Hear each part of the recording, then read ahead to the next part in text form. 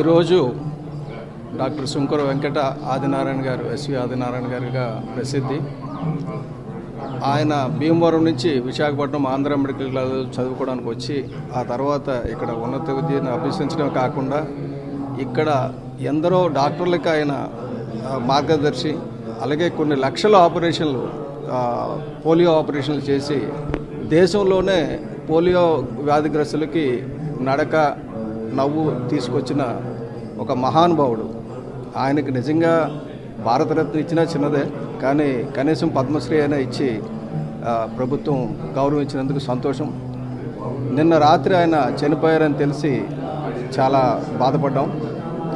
ఆయన కుటుంబానికి, ముఖ్యంగా మా సోదరి శశిప్రభ గారికి, వాళ్ళ కొడుకు, కుమార్తె, వాళ్ళందరికీ కూడా ఈ దుఃఖాన్ని అధిగమించే శక్తి ఇవ్వాలని కోరుకుంటున్నాం. ఇక్కడ ఈ అంకోసా బిల్డింగ్ కానీ, ఇక్కడ విశాఖపట్నంలో స్పోర్ట్స్ కానీ, అంటే ఇతను ఒక డాక్టర్ కింద కాకుండా ఒక మానవతావాది. ఆ మానవతావాది ఎంత అంటే అటు స్పోర్ట్స్ కానీ, ఇటు వైద్యం కానీ ఏదైనా సరే ఉచితంగా అందాలి ప్రజలందరికీ అన్న ఉద్దేశంతో, అలాగే ఈ అంకోసా బిల్డింగ్ని ఆయన దీని నుంచి వచ్చింది. ఈరోజు ఆయన భౌతిక దేహాన్ని ఇక్కడ ఉంచడం కూడా ఆయన ఆత్మ శాంతిస్తుందని అనుకుంటున్నాను. ఇది ఒక తీరని లోటు వైద్య రంగానికి. అయితే ఆయన నిరంతరం ఆయన సేవలు మనతో ఉంటాయి.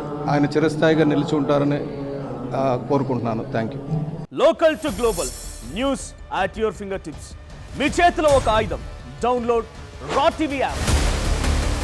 Media legend Ravi Prakash is back.